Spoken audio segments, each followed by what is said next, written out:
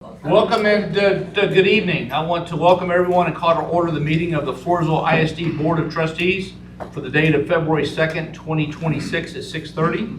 Let the record show there is a quorum of board members present. Myself, Stephen Shadrach, Dr. Martinez, Mr. Marshall Flitter, Mr. Jason Sabota, Dr. Odom, and Mr. Shellhouse. Furthermore, let the record show that this meeting has been duly posted in accordance with the Texas Open Meetings Act. This is an open meeting, and we welcome members of the public to observe.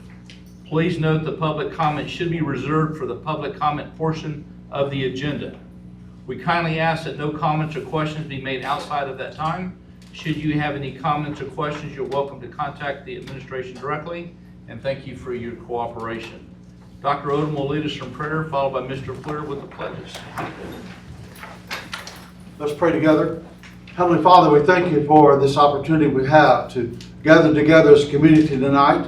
We thank you, Lord, for Floresville, Father, for our district, and Father, for all those that work to make it work. Every day, Lord, they are diligently working. We thank you for our administration, for our staff, for our teachers, for our maintenance crew, for our technology crew, for our custodians, for our bus drivers. Lord, everyone who works in this district, Father, has a heart for the kids. And we're grateful for that. Lord, as the Bible says, we're to give praise to you. So with our breaths tonight, with everything that we have, we give you praise and we give you glory. For it's in Jesus' name we pray. Amen. Amen.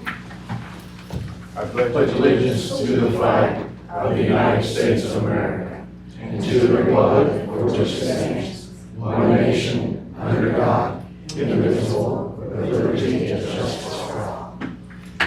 Honor the Texas flag. I pledge allegiance to thee, Texas, one state, under God, one and indivisible.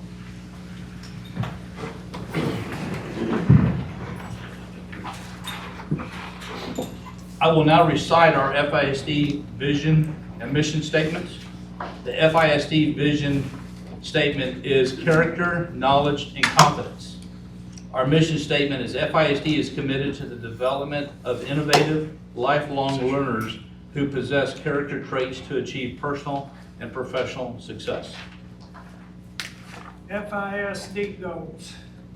The FISD goals are excellent student outcomes, superior workplace environment, exceptional customer service and community engagement, strategic resource management.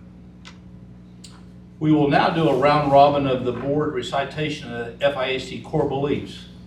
Our FISD core beliefs are, in FISD, we believe all students feel safe and supported in developmentally and academically challenging environments.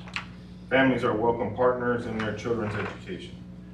Faculty and staff are compassionate, dedicated, adaptable individuals who are student-centered.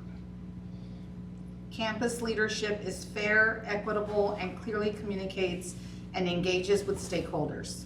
Superintendent and central administration lead with integrity, transparency, and clear communication to provide a well-resourced educational environment. Trustees provide student-centered and fiscally responsible leadership and transparent and ethical support of all stakeholders. Families are welcome partners in their children's education. Dr. Martinez will now recite our overview of good governance and code of ethics. Each month, we highlight one of our good governance indicators and code of ethics that the FISD Board of Trustees follow to promote the best interest of the district as a whole. This month, for the code of ethics, we are highlighting equity and attitude. I will be fair, just, and impartial in all my decisions and actions.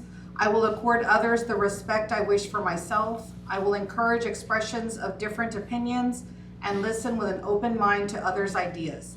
Our good governance indicator for this month is written board operating procedures are in place and are reviewed and adopted on an annual basis. Thank you. We will now have the recognition for teacher and students of the month. Ms. Cruz, I'll pass it over to you, ma'am.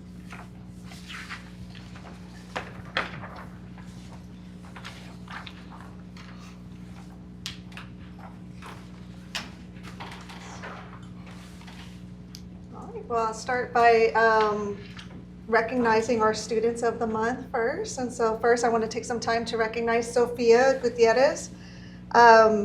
She is an exceptional student who consistently demonstrates responsibility, maturity, and strong commitment to learning.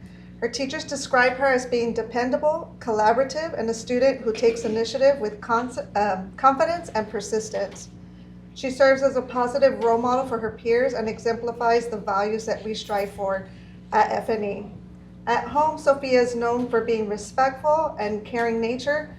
Although this is her first year in Floresville, she has adapted beautifully, building friendships and demonstrating maturity beyond her years, and her family is very proud of her. During an interview, I talked to Sophia, and she believes that she was selected because she's caring, responsible, and maintains strong grades. And so she dreams of either becoming a counselor, a teacher, or even a volleyball player, which is a goal that she's been working with her dad and practicing. Outside of school, she stays active in the Floresville Volleyball League and enjoys spending time reading. And so Sophia is a shining example of the hard work, character, and perseverance, and we're proud to recognize her as Student of the Month.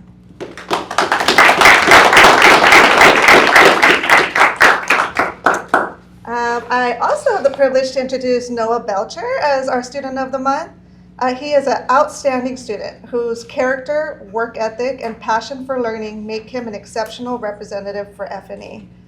His teachers describe him as being hardworking, consistently giving 100% effort in every subject, and as someone whose kindness shines through daily, whether he's collaborating in small groups or lending a helping hand to his classmates. Noah is a natural leader, actively participating in GT, patrols, choir, art club, engineering club, all while maintaining an A-level academic performance. His ability to balance such a full schedule and continued excellence speaks volumes about his dedication, time management, and genuine love for learning.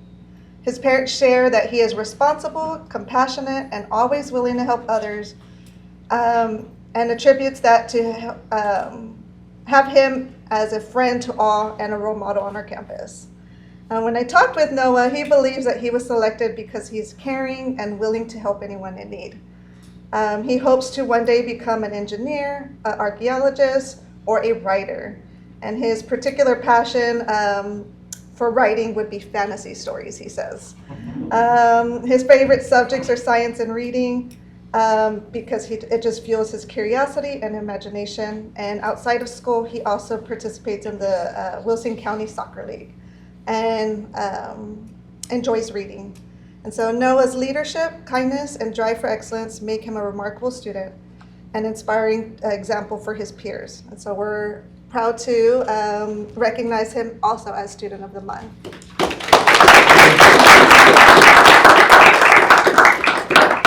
And then our Teacher of the Month is Ms. Casey Holmeyer, our kindergarten teacher. She is an exceptional kinder teacher whose passion for teaching shines through daily. She builds her classroom with strong relationships, greeting students at the door each morning, checking how they're doing, and setting academic and behavior goals that help them reach their fullest potential. Her students feel that she truly cares for them, often sharing, "I love Ms. Holmeyer. She teaches me letters and numbers." Ms. Holmeyer's commitment extends beyond the classroom as she fosters positive partnerships with families through consistent communication, newsletters, and conferences. Her colleagues also describe her as a dependable team player who brings great ideas, supports her teammates, and is willing to help. She sets high standards for her students, and the academic growth seen in her classroom reflects her dedication and expertise. And so we're blessed to have Ms. Holmeyer on our campus, and we're grateful for the impact that she makes on our students each and every day. Before we have the board give some recognitions, we want to let the Lions Club come up for a brief little presentation for our Students and Teacher of the Month.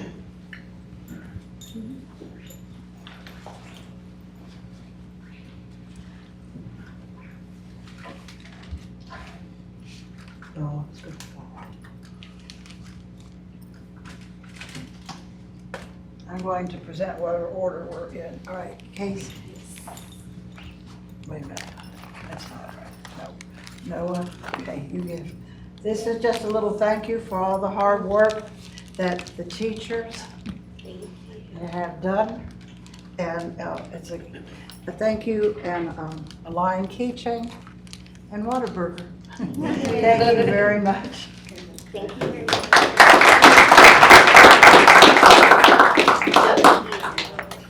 Okay, where are you going to talk about pictures? And then get pictures.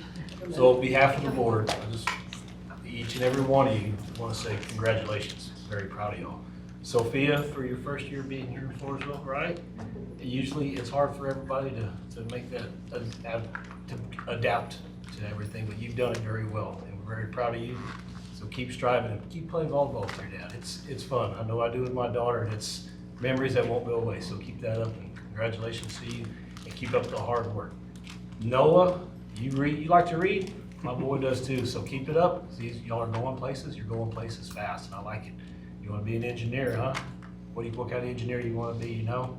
Just something you can read a lot, huh? Well, that's great.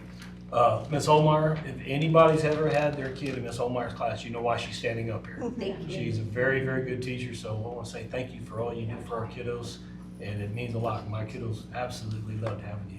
They miss you. Oh, So, thank you. again, congratulations to y'all all, and good luck to y'all in the future.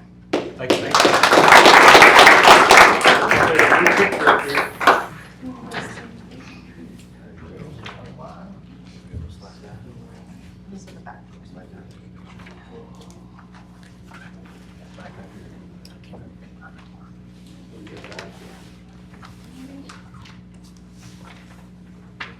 There you go, got it right side up.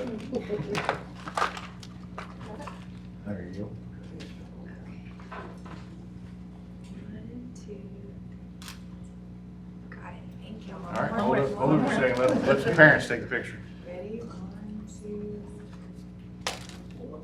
Oh.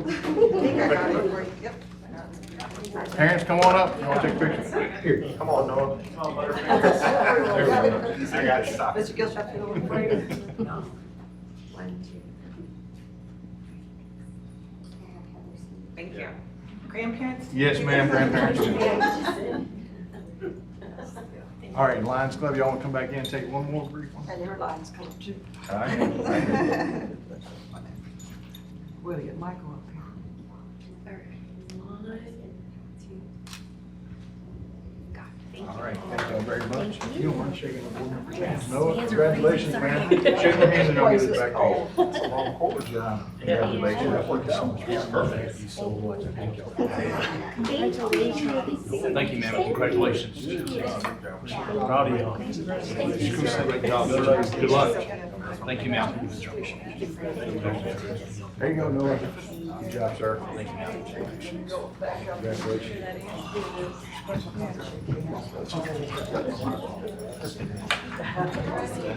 Thank you.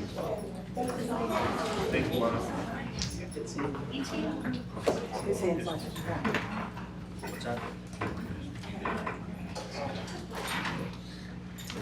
All right, we're going to get into the rest of the board. If some of y'all do not want to stick around, now would be the time to leave. If you want to, but we're not making you. But we're going to get into some other presentations. But please, if you want to attend, please do.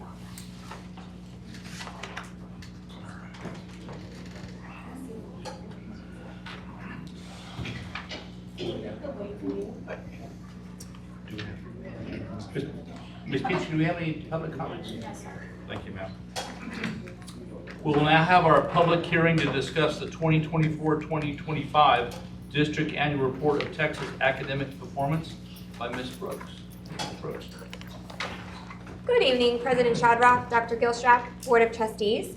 Tonight, I will present the 2024-25 Annual Report as part of our required public hearing. I also have Brenda Jones with us, our Federal Programs Coordinator and District Testing Coordinator, if we have any questions. The annual report is broken up into 8 sections as listed on the slide. You have a digital one as well as a hard copy of the report. That is that giant spiral-bound book that was left as your yearly souvenir. Please note that there are different years of information being reported in each section as required. Most of the information is from the 24-25 school year, last school year. However, sections 2 and 6 are older school year data, 23-24 for section 2 and 22-23 graduates for section 6. The first section of the annual report consists of the Texas Academic Performance Report, or TAPER, which is compiled by TEA for every district and campus using PEIMS and student assessment data. The release of the TAPER in December is the triggering event that requires this annual report or public hearing. The annual report also includes the district's financial standard report and the district's accreditation status, campus performance objectives, a report on violent or criminal incidents on campuses, as well as information on student performance in post-secondary institutions. Section 7 is also the progress toward adopted goals required by House Bill 3, and the final section of this report is a TAPER glossary. Please note that almost all of the information I'm going to share here tonight as part of the annual report has been shared with the board previously. However, Texas Administrative Code 39.306 outlines that the requirements to be included in an annual report, including the TAPER, which was just released the day before we got out for winter break. The cover page of the TAPER report contains the 2024 and 2025 accountability rating, FISD earned a C, the 2024-2025 special education determination status. There are 4 status levels: meets requirements, needs assistance, needs intervention, and needs substantial intervention. The district received its second status of needs assistance. We rolled over the plan from the previous year, maintain it locally, and continue working on identified areas for improvement. The TAPER report utilizes our assessment scores and other indicators to assign accountability ratings. START performance is reported for 2024 and 2025. It includes all 3 performance levels: approaches grade level or above, meets grade level or above, master's grade level or above. It is also reported for each assessment, all grades, all subjects, and all grades by subject. The major portion of the TAPER includes assessment data. Bridget Jones shared the assessment report with us in September. It included all students who tested with Floresville ISD. The information in the TAPER includes students who count for accountability purposes. They were students enrolled at the end of October and students who tested with FISD. So here is a very quick summary of the assessment data for all STAR tested subjects. Overall, when aggregated together, the district increased in all grades and subjects in all 3 performance levels. All reading language arts assessments increased or maintained in all 3 performance levels from 2024. This is for grades 3 through high school. All mathematics assessments increased in all 3 performance levels from 2024. This is again grades 3 through high school. All science assessments increased in all 3 performance levels from 2024. This includes grade 5, 8, and biology in the 9th grade. All social studies assessments increased in all 3 performance levels from 2024. This includes 8th grade and 11th grade U.S. history. This slide provides information from the TAPER on student participation on assessments. The difference you will see between tested and included in accountability is due to mobility from our students. Additionally, you will see attendance, graduation, and dropout rate comparisons since 2023 through 2024. Data for last year is not yet reported. Areas shaded green indicate an increase from last year. Areas shaded pink indicate a decline from the previous year. FISD had an increase in attendance to 92.9%. FISD had a small decrease in graduate rates from 0.5% to 89.8%. We are above the region by 1.2%. We also had a slight decrease of 0.7% in the 9 through 12 grade level dropout rate, which is down to 2.1%, very close to the region, which is at 2.4%. The next slide provides information from the TAPER on college, career, and military readiness, or CCMR. The reporting of this data is from 2 years ago, 2023-2024, not last year. The district has seen an increase from 25% to 86.6%. Students only have to meet one of over a dozen indicators to be counted as a CCMR graduate. and I'll share a few details for the college, career, and military indicators. So specifically for our college-ready graduates, the percent of students identified as college-ready increased from 41.4% to 58.9%. We did see a small decrease in our dual credit percentage, but that also means that students are demonstrating college readiness through a variety of ways. The percentage of students identified as career and military ready significantly increased from 29.7% to 56.5%. This was primarily due to an increase in students receiving industry-based certifications. The high school has made a concerted effort over the last few years to make sure students are in courses and aligned with IBCs to ensure they are prepared for the workforce when they graduate. The next section of the TAPER report includes information pertaining to students, staff, and programs within the district. Student enrollment by grade level, ethnicity, and other student identification indicators are also included. Specific information such as graduation, retention rates, and class size is also listed in this section. Staff information, which includes data such as demographics, degrees, experience, salary, and turnover rate information, is also included. That's why the book is so thick. The final section of the TAPER contains programmatic information, including student and teacher participation by program. So overall, our enrollment did decrease from last year slightly to 4,062 students. Our populations of special education and bilingual students continue to increase, and our economically disadvantaged population did show a decrease of 6.9%. Of particular note is that our turnover rate for teachers is below the state average of 18.8%. You can see a detailed look at this information by following the link in your presentation or referring to your printed packet. Section 2 is the district's financial standard report. As you will recall, Lindsay Engel presented our first financial rating where the district received a B at the November board meeting and uses the 23-24 data. This report today also uses the 23-24 data. I've linked the district and campus final financial data reports from 23-24 from TEA's website, which includes information such as fund balances, receipts, disbursements, and expenditures. This information was shared with the board during last year's audit and financial review, which was presented at the October board meeting where the district had a clean audit. Section 3 pertains to accreditation status. TEA considers academic and financial accountability ratings, data integrity, and results-driven data in assigning this status.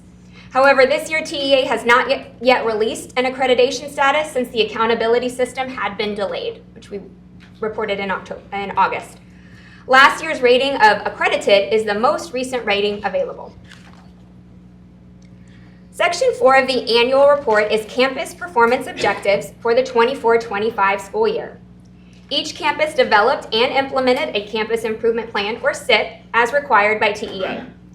Each CIP includes goals and performance objectives, which were approved by the board last September.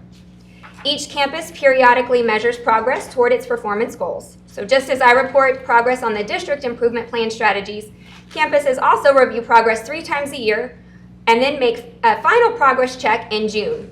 Tonight I will summarize the final progress of these goals for last year.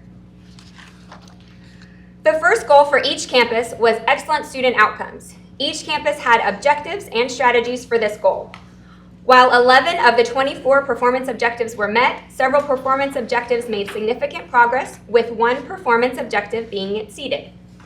If the performance objectives were not met, they are carried over to the next year. They're most likely multi-year plans.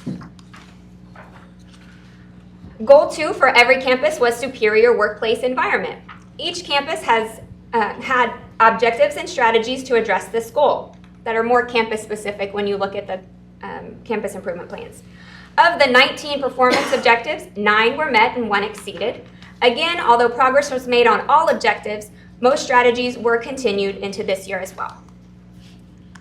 Goal 3 for every campus was exceptional customer service and community engagement. Of the 18 performance objectives, 9 were met, with the remaining performance objectives continuing to this year. Goal 4 is strategic resource management. Of the 17 performance objectives, 10 were met and 1 exceeded. Again, the others carried to this year. Section 5 of the report on violent or criminal incidents is on the next slide. Each year, Texas Education Code requires each school district to publish, as part of its annual report, a report on violent and criminal incidents at each campus in the district, which is linked in your presentation and available in your spiral-bound book. Last year, there was one incident meeting this criteria as reported to TEA. Section 6 pertains to student performance during their first year in a post-secondary institution. The most recent report is shown here and can be found following the link on the slide.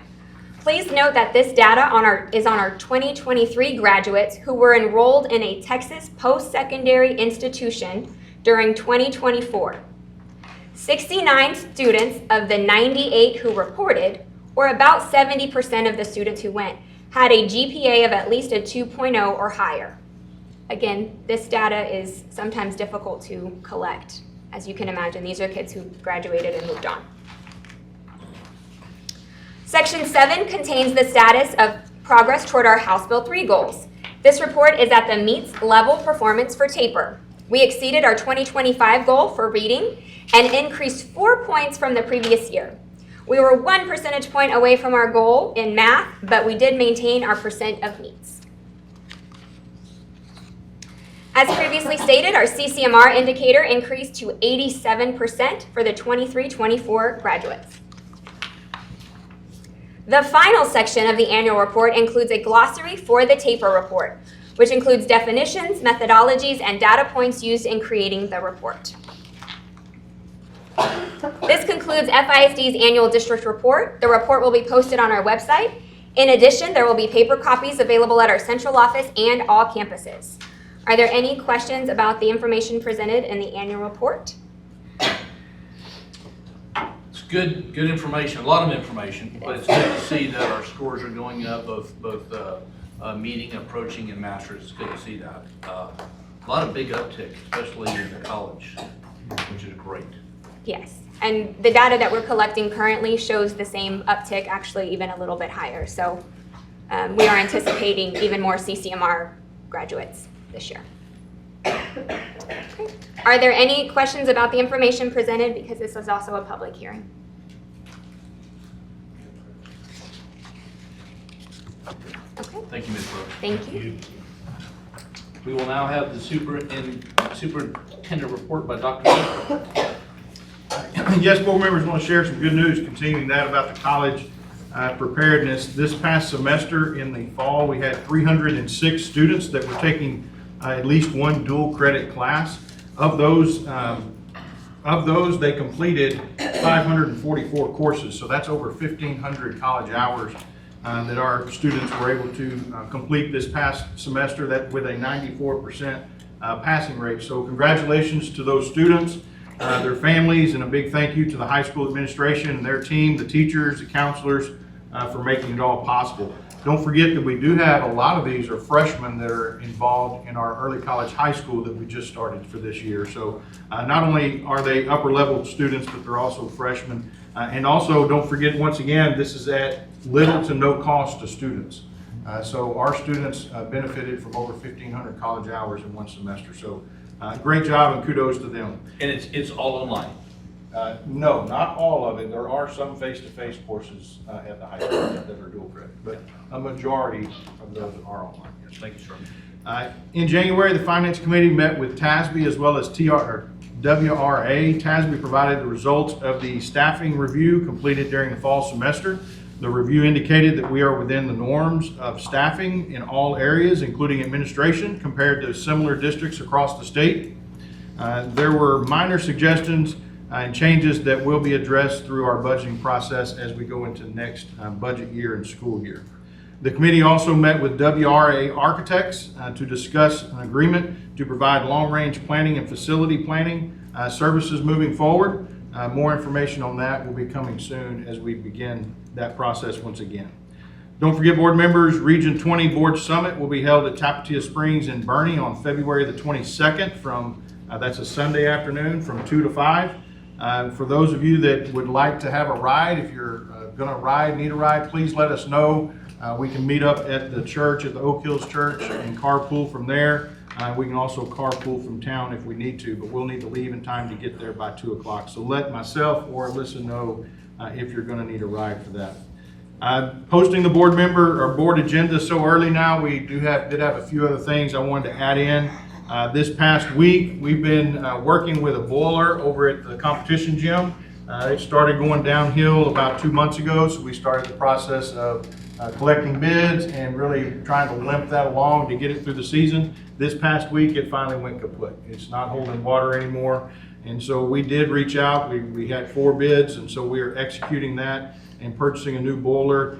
Install and everything was $98,800, and so we went ahead and pulled the trigger on that. It does exceed the limit, however, per board policy, if it's an emergency for student safety such as this, then it allows for an exception to that. So I wanted to make sure y'all were aware of that. Also, if you'll notice at your spot, if you have that, Dr. Owen, can you hold that up? The CTE gifts, one of which it came from our welding class. Looks like a business card holder there, and also some woodworking from our new construction science trade class that we have this year. So kudos to them. This is CTE month, and so they wanted to give you all some gifts in recognition of that. UIL this afternoon or this morning did release our new athletic districts. So for football, it's going to be Floresville. We'll be in Region 4, District 14. Floresville, Lavernia, Medina Valley, Creekview, which is the new school in Medina Valley, Pleasanton, San Antonio Kennedy, Somerset, and Uvalde. So that's the football district. And then volleyball, basketball will be Region 4, District 29, Cuero, Floresville, Navarro, Gonzales, Lavernia, and San Antonio Great Hearts, Northern Oaks. I'm guessing that's a charter school. That'd be correct. So that will be our new districts for the next 2 years, starting next school year. Also, Miss Angle, where's she at? Miss Angle was very excited today. We did receive word from the comptroller. They released the PVS, the property value study, and we are within norms. And so we have passed our property value study. I say we have, the Wilson County Appraisal District has passed that. So we have sidestepped that issue like we had a couple of years ago. So thanks to them and their hard work to get that done.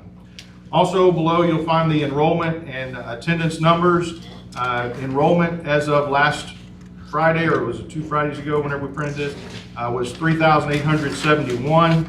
Year to date attendance was at 93.65. That does include last Monday, which was the weather day. We did open. Our enrollment, our attendance was down, but we'll be looking at filing a waiver if we need to at the end of the year for that particular day. Any questions? I think that boiler, that's something that we needed years ago.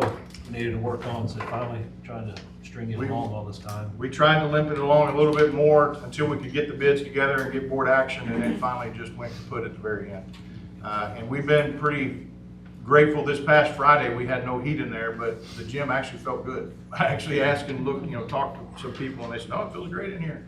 Little did they know we didn't have any heat in there. But this year, we're able to get a chiller unit out of our budget, and now we're going to be able to get a boiler out of the budget. So Mr. Gonzalez in maintenance is pretty excited about that, to get those 2 big projects. Obviously, we need to continue to build those into our budget if at all possible. There's a lot of stuff still for lingering for years. Yes. So we're slowly getting it. We will get it done.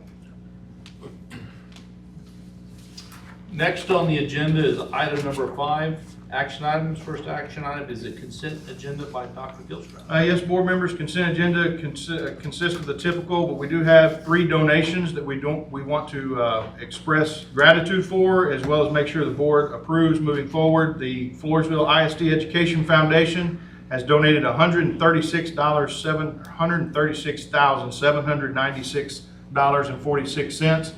This is for the student or the teacher grants that they awarded back in December. And so obviously thank you to them. That is a huge amount. That's the biggest amount they've ever donated to us. So grateful for them, their hard work, for our community, and their support for our teachers in the classroom. So kudos to them. Thank you very much. Andrew Wolf with Automatic Elevator. He's donating $2,000 for the Jaguar soccer team, as well as JR Site Work Incorporated. They've also donated another $2,000 for the Jaguar soccer program. So thank you to those donations. One other item on the consent agenda is just approval of a a JAG grant, which is a Justice Assistance Grant. This is a grant we apply for every year through our police department. We've been really beneficial. We've gotten a lot of things. This year, we're going to be writing a grant for a new vehicle. And so hopefully we get approved for it, and typically it takes almost a year before they finally get it all funded. But hopefully we can get this grant successfully once again. So board members, if there's not any questions, administration recommends the board approve the consent agenda as presented. I'll move to accept administration's recommendation. I'll second that. I have a motion by Mr. Fleer and a second by Mr. Savota. Any further discussion or questions on the motion? All in favor, show of hands. 6-0 passes 6-0. Thank you. Thank you. We will now consider the approval of parameters for the 2026-2027 FISD school calendar by Ms. Brooks. Good evening again, President Shadrach, Board of Trustees, and Dr. Gilstrap. I'd like to provide an update on the 2026-27 calendar development. Last month, the board was provided data on key indicators being closely monitored to assess the impact of the new hybrid calendar. As a reminder, the district has experienced positive outcomes in recruitment and retention, including a 3% increase in staff retention and an 8% reduction in uncertified teachers. Additionally, a decrease in discipline referrals was also reported. Staff attendance has shown improvement, increasing approximately 3%, along with a modest increase in student attendance. As the district enters the spring semester, attendance will continue to be monitored as this period historically reflects seasonal declines. The district will not have a complete picture of attendance trends until the end of the school year. At this time, student performance data remains difficult to interpret due to adjustments in instructional schedules and changes to the assessment systems. These factors limit the ability to draw definitive conclusions regarding academic impact at this stage. An additional topic at the last board meeting also involved potential implications from grant eligibility. Specifically, certain LASSO grant programs through TEA, which was previously awarded to support the early college high school, now includes a requirement of a minimum of 165 instructional days. Last month, all staff members were invited to participate in the Floresville ISD Employee and Calendar Survey from the 25-26 school year. The purpose of the survey was to support the districts in identifying opportunities to better serve employees and strengthen the work they do in support of students. The survey received just under 300 responses with an appropriate representation from all departments and campuses. To provide insight and to guide calendar development, staff were asked to rate 7 statements using a 5-point Likert scale, with 1 indicating strongly disagree and 5 indicating strongly agree. Here's a summary of the results. The statement was, the current calendar supports student learning and academic progress. 86% agreed or strongly agreed. The current calendar has had a positive impact on my emotional well-being. 90% agreed or strongly agreed. The current calendar provides balance for my personal and professional routines and responsibilities. 91% agree or strongly agree. The current calendar has had a positive impact on my attendance. 87% agree or strongly agree. The current work calendar contributes to my decision to keep working at FISD. 85% agree or strongly agree. The current calendar provides sufficient time to complete all my job responsibilities. 89% agree or strongly agree. And overall, the current calendar has benefited me. 90% agree or strongly agree. So definitely a very clear pattern from staff. Last month, the district also invited parents and guardians to provide feedback on the impact of the current hybrid calendar. The survey was distributed through multiple communication channels, including email, text message, and social media. The district received approximately 625 responses. Parents and guardians were asked to provide feedback on 6 statements using the 5-point Likert scale, with 1 indicating strongly disagree and 5 indicating strongly agree. The following provides an overview of the results. For the statement, the current school calendar has had a positive impact on my students' well-being. 81% of the respondents indicated agree or strongly agree, with strongly agree representing the largest response category as reflected in the blue portion of the graph, which was at 68%. The current school calendar is supporting my students' learning and academic progress. 79% agree or strongly agree, again with the majority coming from the strongly agree category, or what you see in blue. The current school calendar fits well with our family's routines and responsibilities. 81% agree or strongly agree. Again, the blue indicates strongly agree. My student is able to keep up with school routines and assignments under the current calendar. 85% agree or strongly agree. The blue with strongly agree is the majority. The district has provided supports that help our family manage calendar changes. 71% agree or strongly agree. Still, the majority comes from the strongly agree with 66%. Overall, the current calendar has benefited my child. 82% agreed or strongly agreed, with about 69% at the strongly agree. Of approximately 625 survey responses received, the district also collected 350 written comments. A review of these comments revealed several recurring themes. 1, parent feedback shows a strong support for 4-day school weeks, with many families reporting improvements in student well-being, attendance, and family scheduling. 2, while many families indicated satisfaction with the current calendar, there was also some frustration with a hybrid model that alternates between 4- and 5-day weeks. 3, a smaller group of parents, about 9% of the comments, raised some kind of concern related to either childcare, instructional time, funding, and impacts on younger students or specific programs such as CTE, special education, athletics, and fine arts. On January 20th, the district also met with the District Educational Improvement Committee, or the DEIC, as part of the calendar development process. Committee members, which include staff, parents, and business representatives from the local community, reviewed and provided feedback on several sample calendar options. Feedback reflected a range of perspectives, so the following are just representative comments shared during the discussion. I prefer not to start earlier and cut into summer. I don't like the longer day. I feel this would be tough for elementary kids and me. I do like the early release days. I'm interested to see academic reports. 4 days is fabulous. Not sure if it's good for my kiddos' retention. I like the calendars that had more days off for teachers. Interesting process, several options I like, something that is similar to our current years. So just as a reminder, this is our estimated timeline of calendar development and approval. So last month we did have our staff and parent surveys. We did have student input actually in December and January through some of the student groups that we do.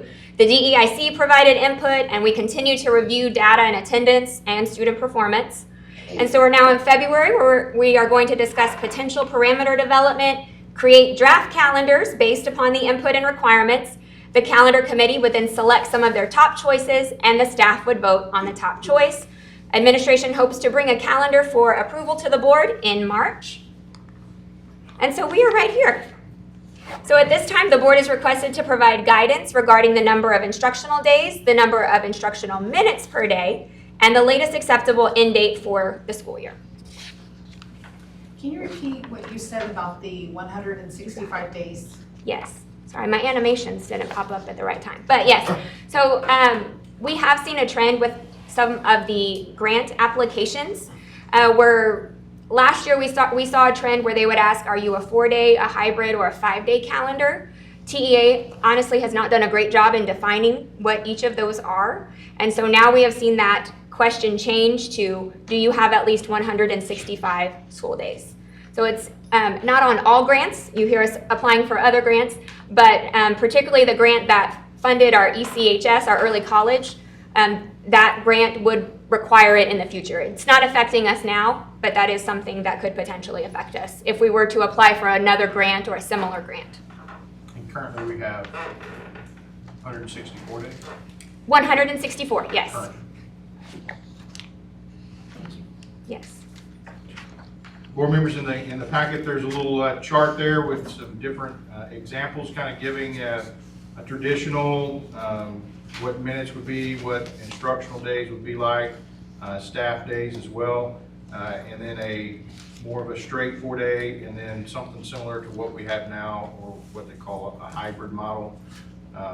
again, more and more districts or TEA is really pushing number of days. They're getting away because I hear people talk about, oh, we would never do what y'all do ever. Oh, really? How many school days do y'all go? Well, we go 170 or we go 168. You go 4 more days than we do, but yet you say we would never do what we do. So it's just a matter of how they're structured. But board members, we encourage y'all to ask questions, discuss, comments, feedback, so that we can try to move forward with our calendar committee. I know we have a lot of positive on this and from the staff to the parents, but there's like that 9% that still are if and when in the daycare and the kids, and my kids are falling behind the little ones' time, so that's what, I don't want to leave those behind. So I don't know how we can still kind of work on that anymore, or what we're seeing right now, if those kids are actually doing better or if they're not. I mean, I know we're still in this first year of swapping over. We won't know that till the end. Yes. Yet we have to get something on board for next year, so we're in a tight spot. But I'm just, not that we got to go look for it, but I want to find out. I won't leave anybody behind, so. Yeah, there was that one slide that was 71%. Yeah. Was the last one. So yeah, how does the school district, adjust and interact with the families? And so that's a big concern. So, Figuring all the kinks. but when we went to our 164-day calendar last year, we really didn't lengthen the day, did we, at the elementary?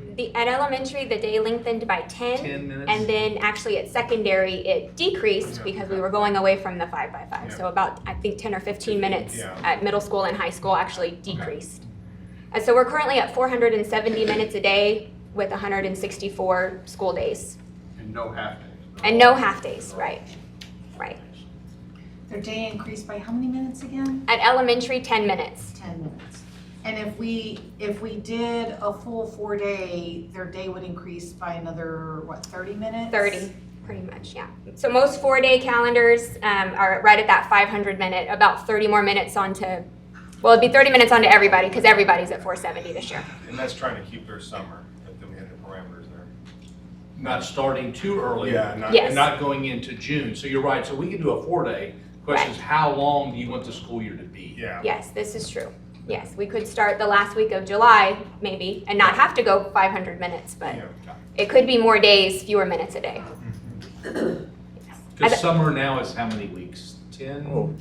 Typically, well, for students, it's all of June, July, and 1 week in August. And they typically, we start school somewhere in that second. That's what we've done for the past number of years, even prior to having this calendar. We started on a Wednesday, that second week in August. Teachers typically start a week before that, so teachers typically get all of June and July. And this year we are getting out before Memorial Day. Memorial Day's, Well, this year we're getting out after. I'm sorry. This calendar. that we're Next talking year, about. Memorial Day is a little bit later. It's a little easier. So how many full 5-day weeks did we have last year? Do you remember? I didn't bring my calendar for. So what do we have this year? I know we went from like 16 to 24. I didn't bring a calendar to be able to count them, but I do, that was Because the similar to days, that. it wasn't too many days. Correct. It was a total of, we went from 169 down to 164. So we dropped the count, we dropped 5 instructional days and added 10 minutes per day. But we just moved some of the days we've observed around a little bit to get either a 4-day week or a 5-day week in certain points. Correct. I'm concerned about the funding, of course, that's a big thing, right? I mean, the funding that we get, and you just said 165 days, they're kind of, we're not to that point yet, but they're Right. looking at perhaps doing that as far as grants and, the things that we would need. That would be a concern too. If, I know we've got surveys from the staff, we've got surveys from the families. I mean, if we polled an elementary kid and we polled a high school kid, what would they say? So we actually talked to some high school kids. I haven't sat down and tried to get feedback from elementary schools. Okay. Well, we had one at the Halloween bash at North. I was there. They thought it was the greatest thing ever. Yeah. Thank the school board specifically. Right on cue, by the way. But no, in talking to high school students, they've enjoyed the break. Whenever we first started the year, I first had my meeting with them. We hadn't gotten to that part of the year, the semester. And so they were looking forward to it. Whenever I had my second meeting in December, I asked them how it's going. They said they enjoyed the time off. They're still trying to adjust, and they also felt like the teachers were a little rushed because they weren't used to it. Some of them in extracurriculars, you know, they said, well, you know, we have games on Fridays and things like that. And of course, somebody else said, well, you'd have practice on Mondays if you had Mondays off. I mean, either way. So the kids have enjoyed the time whenever I've talked to them. I think it would be harder for the smaller age groups to adjust to go 4 days and have to go back to 5. And I will say this, the calendar we had prior to this one, every month we had 2 4-day weeks. Yeah. So we were already doing it. In Yeah. fact, it was more sporadic Yeah. than now having it chunked. Structured. In these bigger chunks. That's what I'm asking. We had Yeah, those prior to 5 that. days, we had quite a few. Correct. And now we just have a few more, Mhm. but we call it a 4-day hybrid. Yeah. We went from like Because of the way 14 we adjusted those days. 24 or something out of the 36, so. And that's why TEA has had difficulty defining what a hybrid What is a is. hybrid? There are actually 163 calendars that are not considered a hybrid just because of where they put their days off. So Where's the definition? what is the definition of a hybrid? Yes. Yeah, a lot of the feedback I got from staff and parents and even some of the kids, they wish they could have just stuck with a straight 5 days and then went to 4 instead of the back and forth. And pretty much the staff and students and the parents, I heard a lot of the same thing. And I don't know how that would work when y'all plan that out, but the consistency of straight 5 until that goes and then go to the 4 is all. semester, like. If it equaled out the amount of days, your first semester was straight 5s and then the second one was straight 4s, it was just the consistency from the parents and the staff that they want. The back and forth, they like the schedule, but if they can have it consistent, then it makes it a lot easier for them to plan their year. Well, we've heard all the feel-good stuff. Now what we need is the hard data, the testing. Yeah. Yes, sir. We don't have that yet.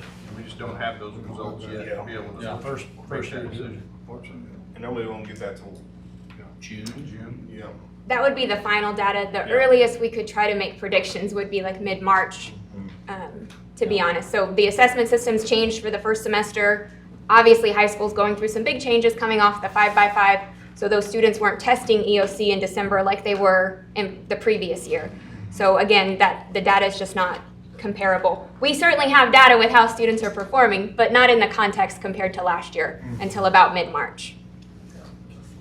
But yes, I did see on the staff survey in the comments, that was a suggestion, was going 5 days, for example, in the fall and then the 4 days in the spring. I did see, it's an anonymous survey, but it does kind of sort it between elementary and secondary. That did seem to pop up at secondary a little bit, and so those are things we can certainly take to the calendar committee. As I always tell the calendar committee, we can do anything we want to do, we can't do everything we want to do. So a lot of the feedback we get is really very varied, and so it's hard to make sure that we're taking everyone's into consideration with their specific need. So I do know one thing that hurts that setup in high school is we only have a few now, we have semester-long courses. Well, if I take this course in the fall, I'm gonna have X number of instructional days. But now if I take it in the spring, I'm only gonna have this many instructional days. And it's only a semester course, like a government, economics, you know, some of those things that are just semester courses. So those teachers would have to adjust how they teach. Because once you start the 4-day, you don't add minutes, in other words. Yeah, and the staff was from all campuses. Yes. So, It's elementary, it may not, they don't have semester courses. yeah, all like that. campuses I heard. Well, I guess there was a struggle coming back when they got used to that. Yeah, that's also, something we heard about. Yeah. But I think we have 5 Fridays left until the Yes. next break, and so I've heard some staff say they're looking forward to it. Mhm. Any other discussion, or? Awesome. So one thing that we do have it posted for the board to consider parameters, and we can make that recommendation. That way it'll give our calendar committee some direction going forward, some parameters to really build the detailed calendar to bring back to the board for approval next month. But those parameters that the board would set would kind of dictate, it's going to be this type of calendar, but we don't know all the details yet. For example, they may come back and say, yeah, we'll do semesters. Or they may come back, this year we didn't have MLK off, but next year they may say, hey, that was important, we need to put that back in the calendar. I do know that in there. Also, the consideration of half days. early release. early release days. We do have the requirement for parent-teacher conferences now by statute, and so those half-days are a potential opportunity to schedule those one per semester. So that's something else we look at as well. So we're currently using some of our professional development days to allow teachers kind of time at work to make sure that they're holding those conferences, but a half day could be another option that does add days to the calendar without even necessarily adding more minutes per day. Just as an option. So if there's no other questions, we do have a recommendation. Ms. Brooks? Okay. Administration recommends that the board approve the development of the 26-27 calendar with 165 student days, not to exceed 470 daily minutes, and a latest end date for students on or before May 27th as presented. Real quick before we do that, so that means that a 4-day calendar is taken off the table, Yes. right? These parameters would establish 165 student days. And having a hybrid or just a specific style of hybrid is also off the table, Oh, no. right? Doesn't that, this kind of That's limit a lot? You're saying a parameter of 165 student days. How those days are going to be divided up would be a detail that the calendar committee would come back. Yeah, the straight 4 day, you would eat into either end of the summer, either beginning or end. If you would, the days for a straight 4 day would have to drop down to about 153 typically, school days. But each day would be 500 minutes long. We're kind of setting these parameters to mirror the school year we're in. correct? Yeah, it To mirrors try other for a than second one year. additional day. Well, also to meet what we see on these applications as well, adding that extra day, that one extra day, so that we're in that 165. Because they just ask how many instructional days you have. They don't ask how many are early release, how many are full days. How many minutes? We're able to answer 165 Okay. days. I just want to be clear about that. Yes. Mr. President, I move to accept administration recommendation. And I'd like to second that, Mr. President. We have a motion by Mr. Sabota and a second by Dr. Odom. Any further discussions or questions on the motion? I didn't follow what you were talking. So we have a motion by Mr. Sabota and a second by Dr. Odom to accept the recommendation, which is the calendar committee would look at no more than 165 days and no longer than 470 minutes in the day, and school to end by May 27th at the latest, which is similar to what we have now.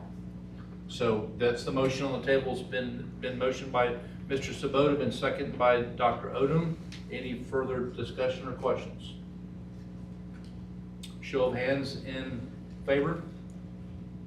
We have 6 to 0. Thank you all. Thank you, board members. Next, we will consider the approval of the addition of the 2025-2026 T-test appraiser list by Ms. Stonish.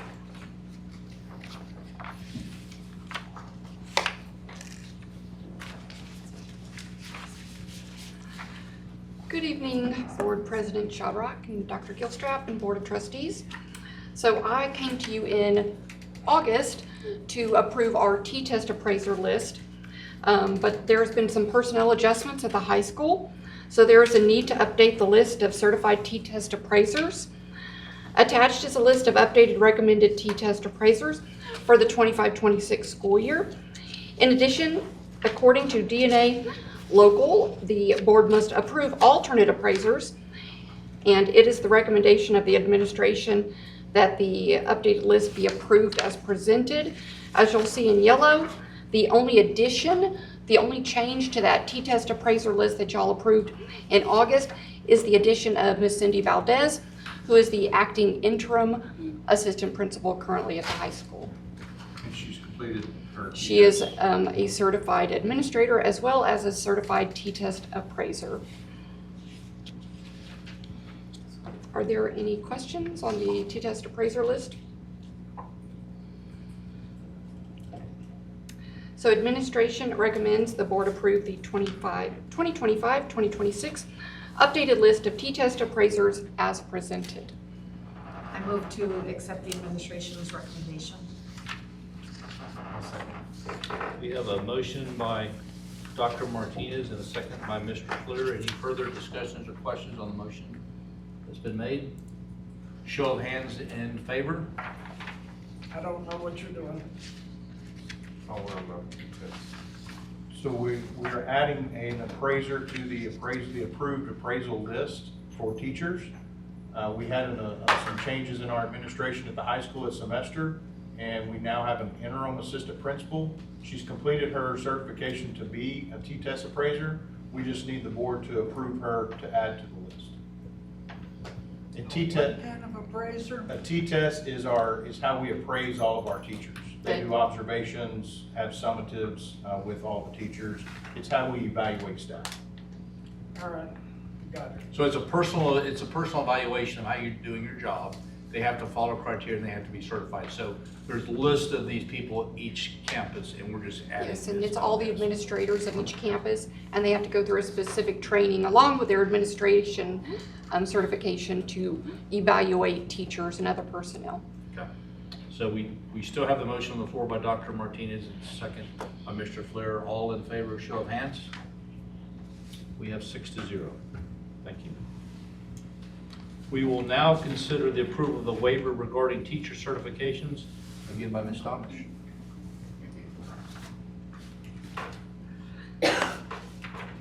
Okay, so with House Bill 2 came some information on teacher certification. So new limits on school districts' ability to waive teacher certification requirements for foundational core curriculum, so that's reading, math, science, and social studies. These that came down from House Bill 2, and those affected our District of Innovation plans.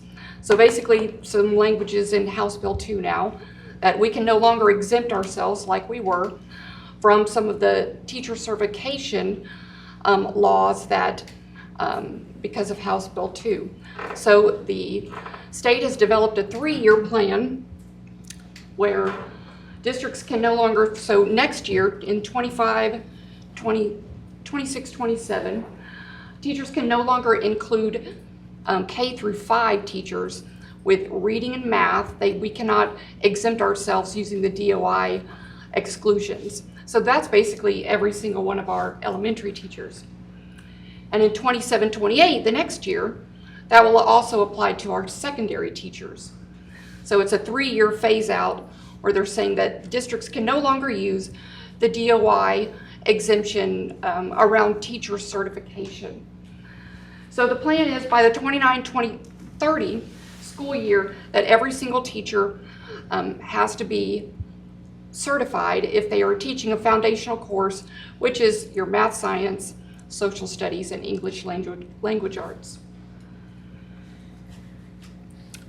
And that's across the state. This is across the state.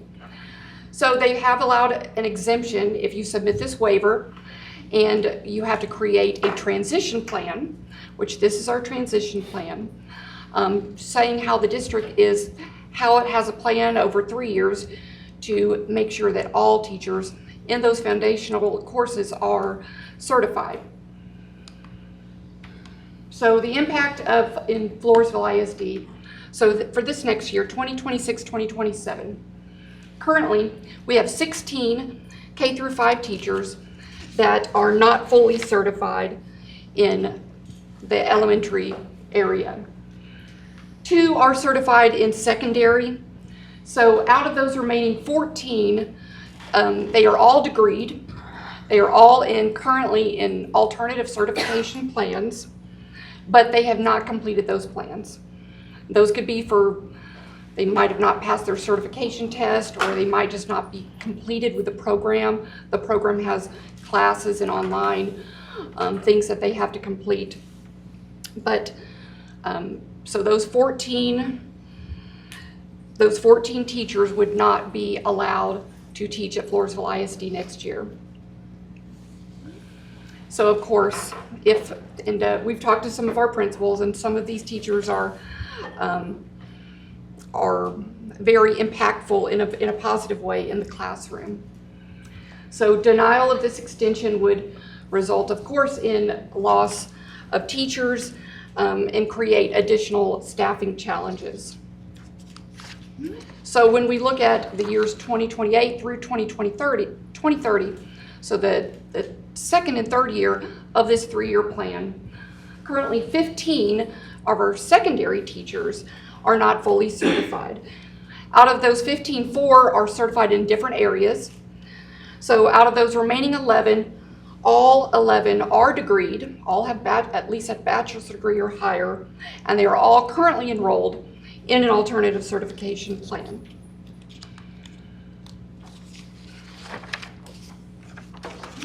So what must be included in this TEA application? We have to disclose and notify the total number of uncertified teachers assigned to teach the foundational curriculum courses, which next year, including secondary and elementary, is a total of 31. We have to identify at least one EPP, which is an educational preparation program partner, who's going to support us in reducing that number of uncertified teachers. And we have to do several other things like post this plan to our website, and then post the link and apply for the waiver with TEA. So what are we doing? What are we doing and what have we been doing for the past year and a half to try to get that number of uncertified teachers down in all of our campuses, in all of the areas? So we review the certification requirements with those teachers. We call them our DOI teachers because they fall under the District of Innovation. We review those teachers monthly. We send them out a form. They have to send us back their status. And in that form, it includes all the laws and the requirements to be a certified teacher. And it also notifies the teachers that they could possibly not have a job. They are at-will employees. They are not contracted if they do not complete their certification. We've given them information on the alternative certification plans. And we also give a monthly report to the principals on their campuses and how many teachers they have still in need of certification.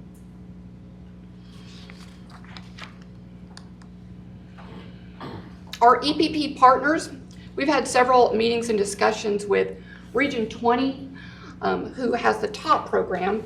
It's an alternative certification program where they would, if any teacher wanted to participate in this program, it's a traditional alternative certification and in-face program where they attend classes and then have a mentor teacher during their mentor year.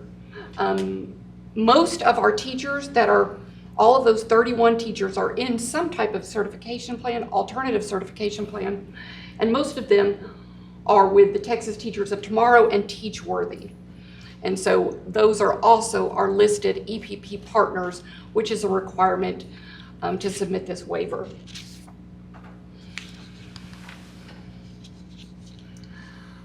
Are there any questions? So that's very encouraging of those that are not certified, those that are making an active effort to get that certification, which is good.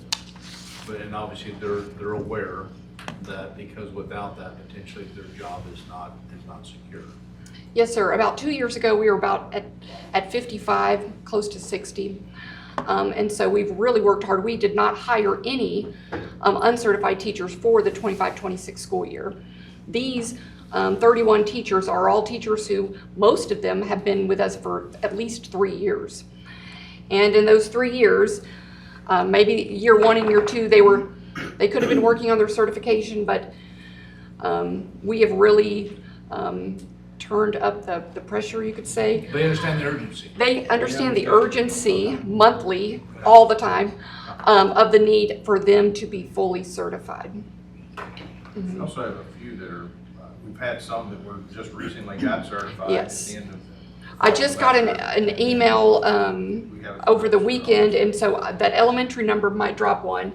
It dropped by 2 in the past week.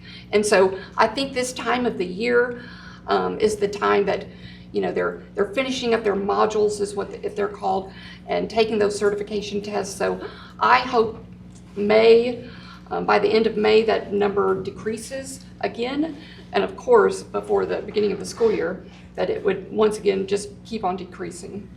This is more like applying for this waiver.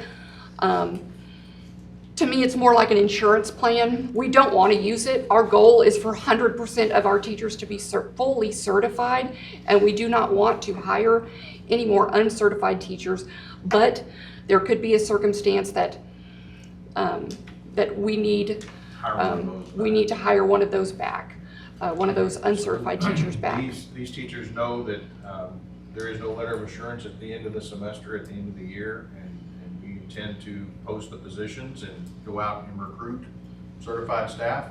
However, if we are unable to secure certified staff, these individuals we could hire back under this waiver. The waiver does not apply to new hires after this school year, so this would only be eligible for the ones that we have right now. And then they have till 2029 to get it done, or they're done Or regardless? they're done. At the secondary level only, right? No. No, it's all of So- them. This waiver would apply for All of them, okay. all levels. For the foundational. Correct. But that's only if we have to hold on to them.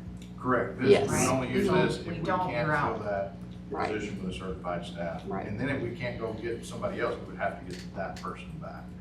Now, there is one caveat. There is an except CTE teachers, those are a separate animal, just because what they teach, the content mastery, level expertise that they have for what they teach. That's what was worrying me about what you were saying. Basically, this is a safety net. We don't want to use it, but if We we are need not- to, we can, but we're still going to This- put the pressure on to get certified. Correct. This is Okay. more of an insurance plan that we hope that if we have to use it, we use it very, very sparingly. So we have a great teacher who's been here 3 years, doing great with the students, and they just need that extra time to get it. A little extra time or a little extra studying practice for that certification exam. Yes, sir. Are there any other questions? Oh, I'm sorry. No. How many attempts do they have for the test? Like if they don't pass it, how many opportunities do they have until? So now they have 5, and on that 5th attempt, then they have to go back to their certifying entity, like their university partner or their alternative certification, and request special permission to take it a 6th time. And then if they need more time after that, they have to submit like a study plan, like how are they going to pass this test to the state before the state will let them take it again. And that just got implemented maybe like a couple of years ago, because there were people out there that had taken it 30 times. So the state did crack down a couple of years ago. So 5 attempts before you have to seek additional ways to be able to take that test.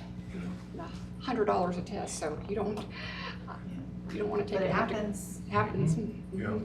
Especially with the elementary test, because it's 4 smaller tests, so you may pass 3 and you struggle with one aspect. And now they've added that all new teachers have to take the STR, the Science of Teaching Reading, and so instead of just the 2 tests that we've all had to take for 20 years, now it's 3 tests standard. Are there any other questions? If not, administration recommends the board approve the application to the TEA for the delay of teacher certification under House Bill 2 and the teacher certification plan as presented. I move to accept the administration's recommendation. I'll second that. We have a motion by Dr. Martinez and a second by Mr. Sabota. Any further discussions or questions regarding the motion? Show of hands in favor. We have 6-0. Thank you. Thank you. Okay, next. We will consider the approval of the resolution to address Senate Bill 11 by Dr. Gilstrap. Yes, board members, SB 11 from the 89th legislative session requires each school district board of trustees to hold a record vote regarding a resolution to develop a policy to establish a daily period of time for students and staff to pray and read the Bible or other religious text. Currently, policy DGA local and FNA legal both provide students and staff the right to pray or read religious text at any point in time, as long as it does not interfere with instructional time or campus operations. The district also holds a daily moment of silence each day, which is required by law during the announcements. We also have a robust and active Fellowship of Christian Athletes organization that is open to all students. I know they have multiple activities throughout the year, including services at the stadium as well as meeting at the pole activities, and again, those are open to all students.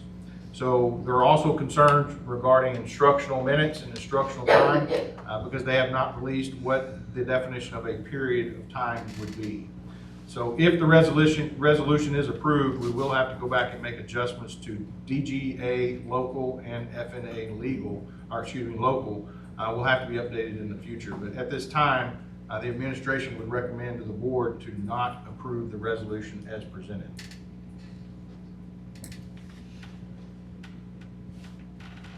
I move to accept the administration's recommendation. And I second that recommendation. Okay, we have a motion by Dr. Martinez and a second by Dr. Odom. The recommendation is not to approve the resolution. Not to approve the resolution. All in favor, show of hands. 6-0. Board members, We will now consider the approval of resolution of the board regarding administrative information by myself. So board, what I've got on the agenda is I would like to make the recommendation that we nominate Dr. Gilstrap to the Texas Association of School Boards for Superintendents, a nomination. He'll be sent through a process to be reviewed, so just the recommendation doesn't mean he obtains that title.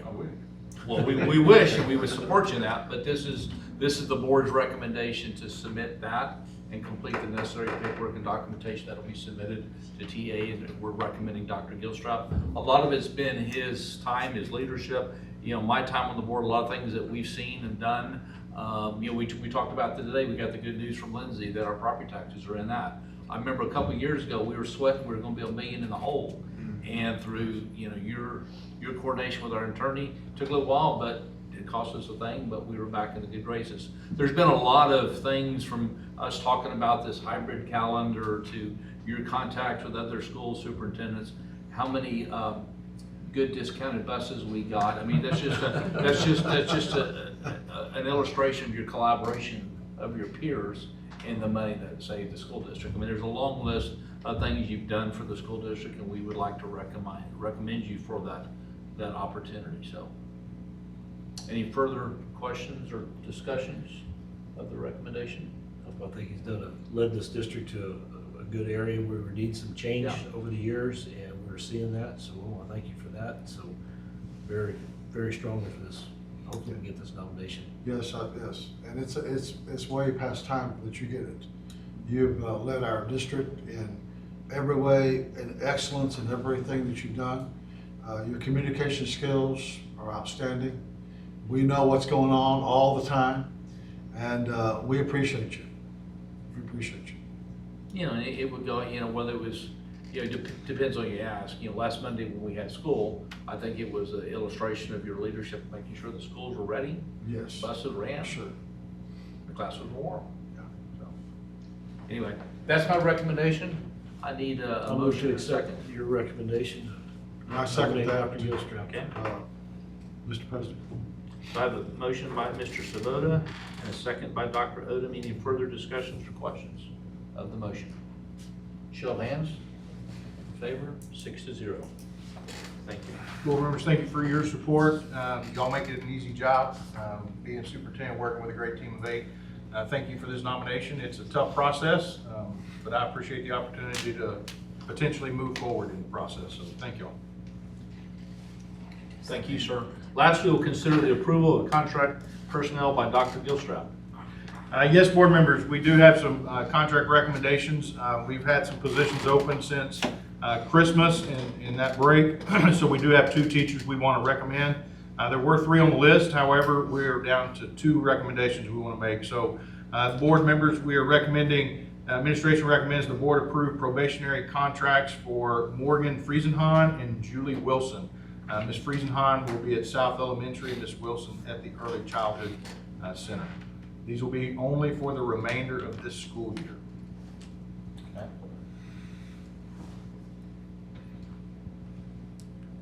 Do we have a motion? I make a motion. Okay.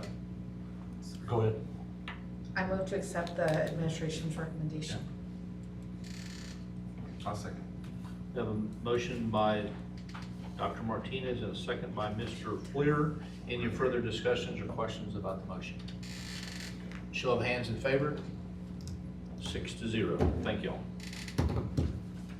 The board will now convene into executive session pursuant to the Texas Governmental Code 551.074 personnel. No voting will take place in closed session. Any action the board wishes to take as a result of the discussion in closed session will take place after the board reconvenes in open session. And we will go into closed session at 7:50. All right, thank you. Thank y'all for sticking around.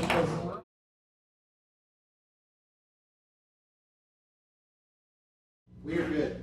You good? Yes, sir. Okay. It's 8:28. The board will reconvene in open session. At this point, there's no action items from the closed session. We have now concluded the agenda for this meeting. If there are any further business, I hear none, see none. So the board is adjourned at 8:28.